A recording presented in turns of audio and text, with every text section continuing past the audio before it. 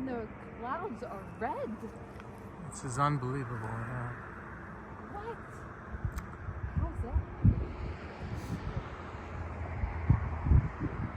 It's almost heaven on earth. Yeah. Hello, everyone. Welcome to Grounded Roots Healing. My name is Jason, and I don't know what title I'm supposed to give myself. Some stuff has changed. I've had let's call it a breakthrough, I guess. So tonight I'm going to talk about free will. Is it real? Is it an illusion? Is it a little bit of both?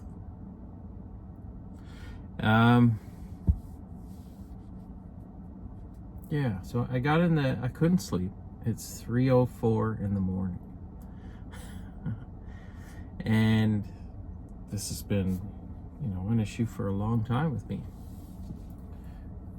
Is it an issue? I'm not sure. I have to think about a lot of things now that my viewpoints on free will have changed.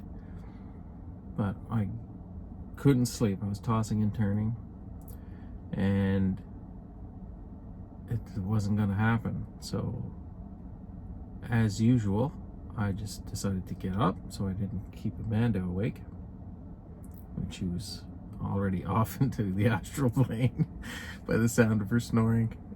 Sorry, honey, but you do snore. It's very subtle, but you do. As I go with this, so I got up, and for some reason I decided I was just gonna go charge the car. Amanda had taken our daughter to go prawn dress shopping today, which was beautiful. So the charge on the car was low, and I had forgot to plug it in at home, so I figured, I'll go charge it, do something. When I got in the car, the kilometers were 123, and the time was 234, and I believe it was, it doesn't matter, that's pretty synchronistic enough, I think. So I said, okay, I think this is what I'm supposed to be doing. And it's given me all kinds of, I call them crazy ideas. I don't think I believe in free will any longer. And the lack of belief in free will is extremely freeing. And I understand now that this is the center tenet of all of the teachers, especially the modern ones, but I believe all of them.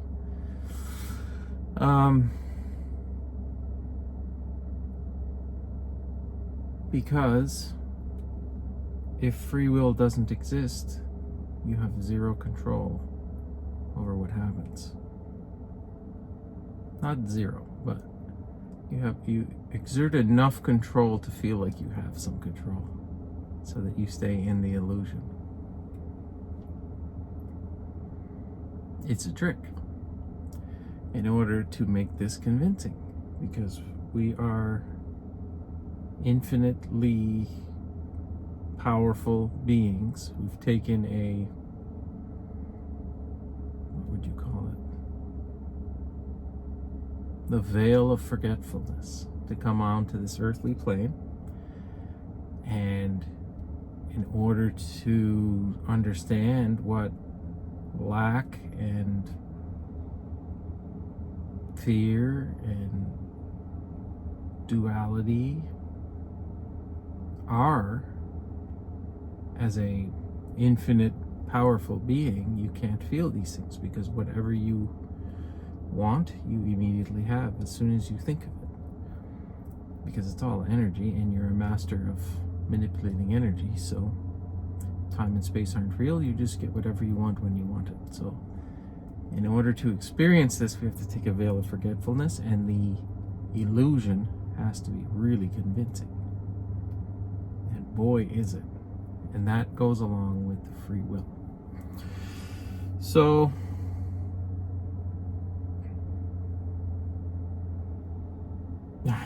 it changes the way I think about everything. I'm trying to think of a way to phrase this so that it makes sense, but the way I used to think about it, it doesn't make sense now.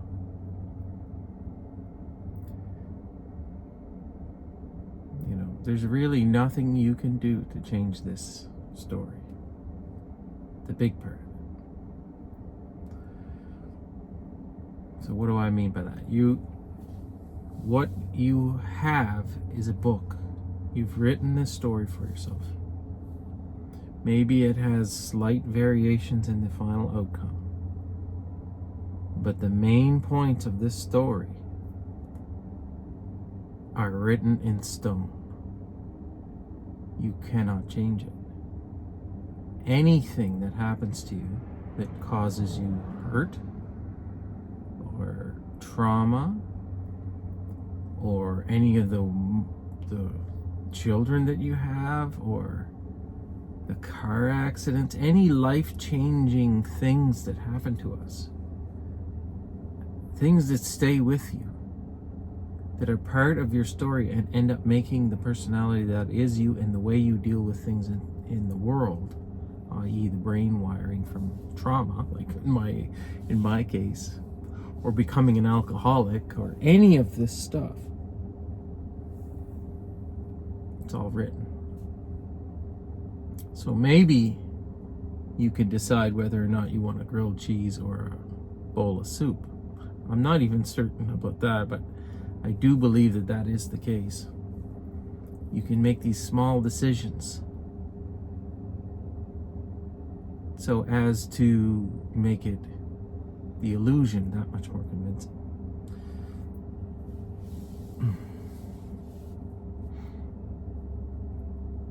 It's wild. And if this is the case, which it is, in my opinion, I mean, you don't have to believe me, but once you experience this and you get to look at it, you have no choice but to believe it anymore. It's too freeing. This means that anyone who's ever did anything wrong to you, that's stuck with you, that was written in, which means it's not their fault. They are infinite conscious beings who wrote their own story, and it intertwines with your story in this complex dance down here. Now, if they've written in a terrible story for themselves, and they've hurt you in the process, but you both agreed to this on the other side, there's a very high likelihood that you're actually friends. And that they've taken the harder path, if they exist at all. This gets really difficult to tell, to be sure, anyway. But irregardless, it doesn't matter, because you're here and you have to go through the story. Okay, so now you have forgiveness for anyone who's ever wronged you in your life. Okay, well, anything you've done wrong that have changed other people's lives, that you feel guilt for, or any of the stuff, the baggage that we carry from our mistakes, they're all just lessons written into the book. So how can you blame yourself? So it literally absolves everyone of everything. Forgive them, for they know not what they do. They wouldn't be able to do it differently anyway.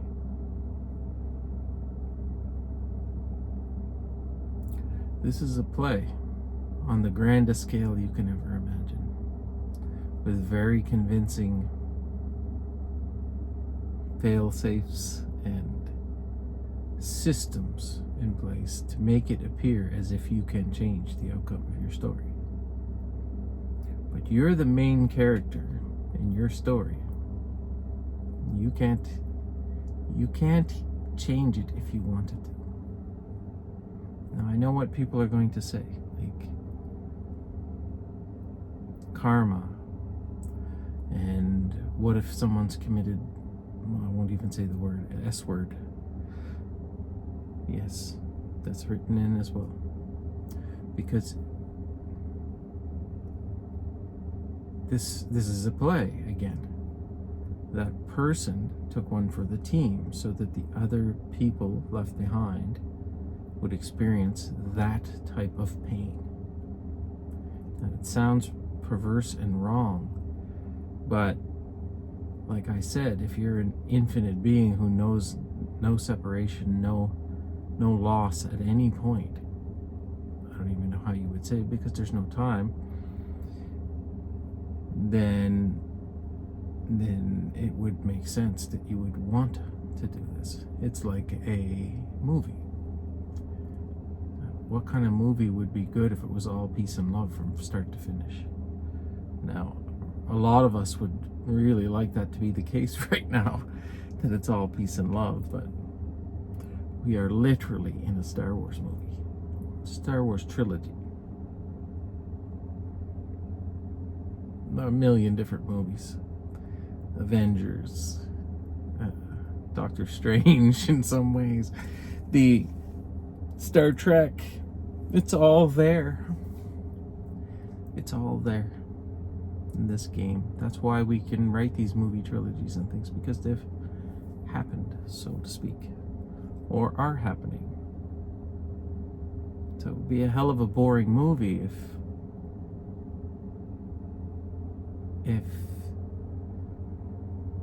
you didn't get a chance to experience this stuff while you're here. Like this really cool stuff, where the movie gets interesting, you know? Like aliens. They're there. Of course they're there. It's a movie. Or a book. It'd be a hell of a boring book if there wasn't some kind of twist. So expect the twists. They're coming. They're gonna get crazy. There'll be bloody spaceships in the sky, but it's all part of the movie. Now, this is what they mean when they talk about detaching. Detachment. Being in the moment. You know, Eckhart Tolle says something like, well, he says many things, but he says something like life is putting challenges up right now. Oh, that's what life's doing. You know? Isn't that interesting? You don't get attached. You don't try to fight it, because you can't change it. It's written in. It's all going to be okay. You're in a storybook. You're here to observe where your attention is. Which means you can't change it. Which means you can't... There's no point worrying about it. At all. Not an iota. It's all going to be okay. And if you're one of the ones who, say, checks out early of the story, you're going to wake up on the other side immediately after you do that. Drink of water. My body's asking me to do this.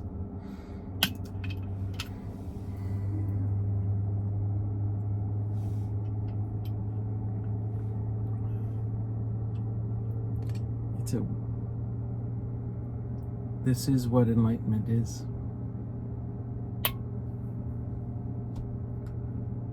But it's being in that state of detachment at every moment of your life. So I had a great day. It was kind of a boring day in general. I cleaned the kitchen most of the day, and Amanda was gone with the kids, so I was by myself.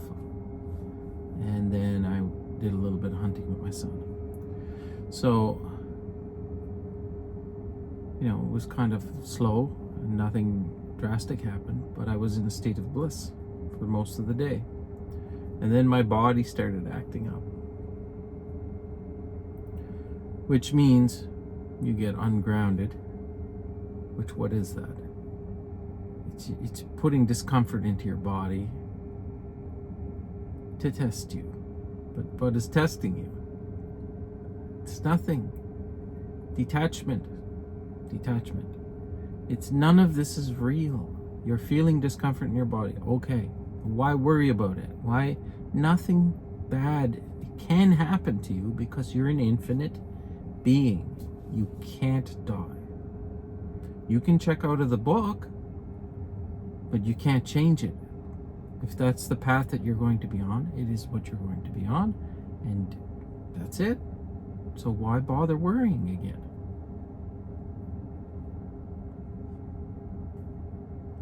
So I had a good analogy, I think. Now, that's the way my brain. So these ideas, they come in a form of knowing that is impossible to describe. Now, I'm pretty good at describing how this stuff works, I think. But it's not exactly like I get a verbatim word for word thing to say. It's not like that at all. It's like I said, it's a knowing. So you're feeling an energy of truth, let's say. And then you got to try to decipher. You're not trying anything, it's just happening, but you're deciphering what that energy means and then trying to put it into words. So it's really limited in its capacity to convey the message that you're trying to convey. So I find the best way to do that is with analogies, because it's a way to take the person you're trying to explain it to and then put them in that driver's seat. Make them feel the emotions at the same time, because they can envision themselves in that situation. And oh, that's like this. Oh, that's like when you're doing this. Oh, okay, I get an idea. And then you have not only a conceptual model of how it works, but the feelings that go along with it. Okay. So I had come up with several analogies for how this works. And I think that one I'll describe, Amanda had a good one too. Maybe I'll do it. Maybe that's all my videos will be from now on. Analogies about how the Matrix works. I don't know. I don't know what to talk about anymore, because I can't make you change anything, and you're only gonna change as fast as you're supposed to, at the rate you're supposed to change, and the rate you're supposed to learn things, and the rate you're supposed to wake up. So what can I do? But teach presence, I guess, or encourage presence, or I guess it's just gonna happen. I'm trying to think my way through this again, you see? I can't. I'm going to do whatever I'm supposed to do, because that's what I'm going to do. And I just gotta let go. That's it. Go with the flow, as they say. Jesus, take the wheel. Whatever analogy you want to hear. Yeah, analogy. So where was I going with this? I was going to talk about an analogy. Right. Amanda had a good analogy. I'll do that one tomorrow. I got to think that one out. These could make pretty good comedy skits, I think, for people who've already awakened. So for me, the best way to describe it is like you're on a roller coaster. Yeah.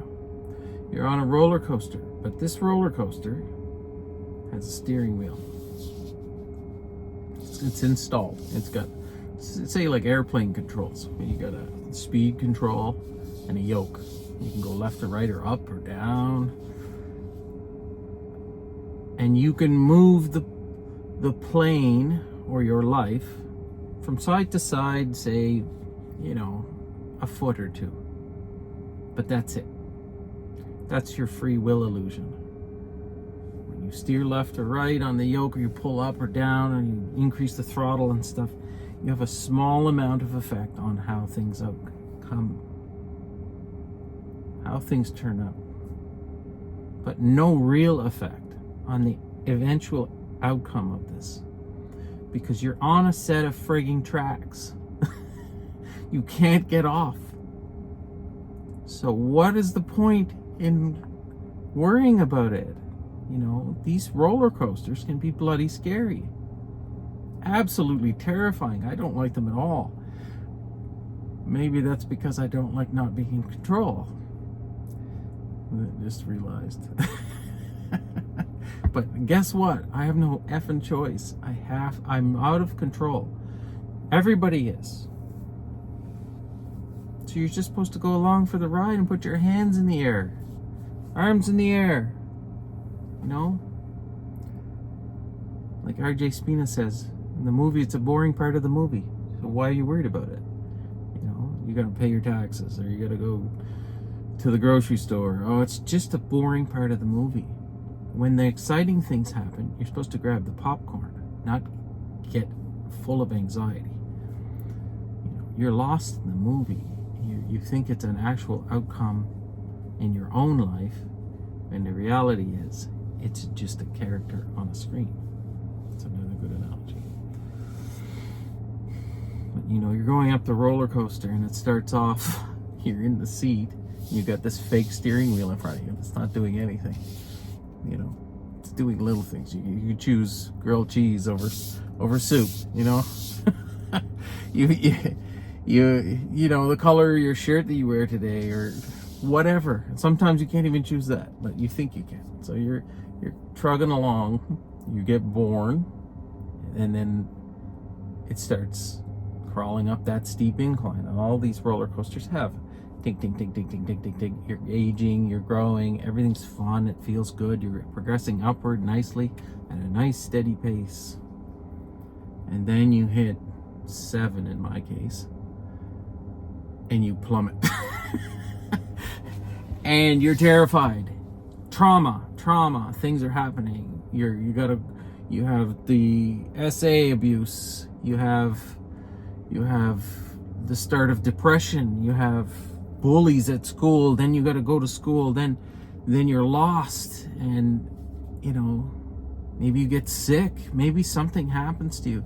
You're on that descent, that first descent, and that goes on as long as the first climb, and it's terrifying, and you think you're gonna die, just gonna crash, it's always gonna get worse, and then you hit that bottom, and the whole time you're steering back and forth, you know, your foot, 1 foot, 2 foot to the left or right, when it's trying to pull on the trying to pull back on the lever to go up, and while you're going down, and it's not doing anything, and you're like, why isn't this working? I'm trying to fix this and it won't work.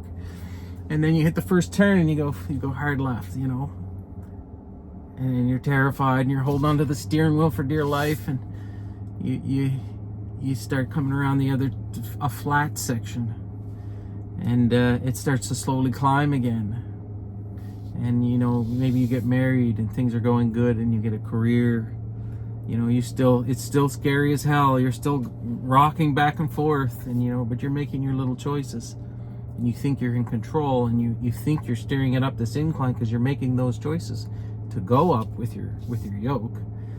And it's going, you know, it's going up. So it's working, right? Free will's real. No. Because the next descent is coming, and you, no matter how long or how hard you pull on that yoke, you're going down.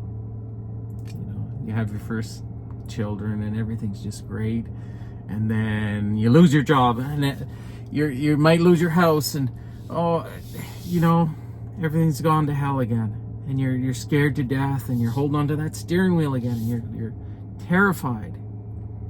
The steering wheel does nothing. You're pulling back on the throttle, trying to slow this thing down. It's not working. It's just getting faster and faster, and life's going at you. And then you start drinking to try to cope with this terror, this existential terror that is life. as you're rattling around on this damn ride, and the whole time you were supposed to have your hands in the air. You're supposed to let go of that steering wheel. You're supposed to laugh and smile and watch these things go by. And we don't know how to do it. Now, when you reach enlightenment is when your arms are in the air all the time. It doesn't mean the roller coaster is not going to go up and down. It is. You're going to have, it'll probably get crazier and crazier. Not probably, it's going to.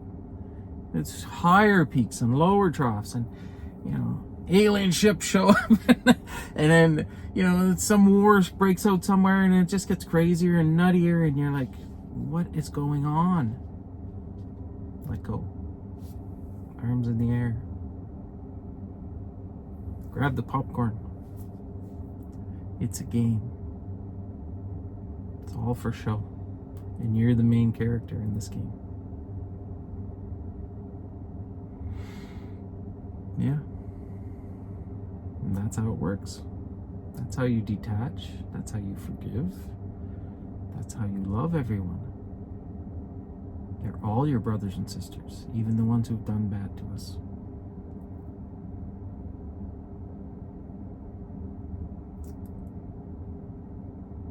Now, keeping this frame of mind at all times is the trick.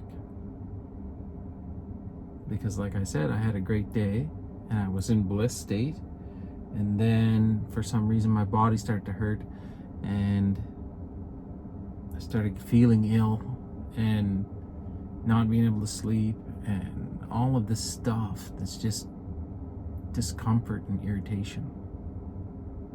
And I couldn't hold it.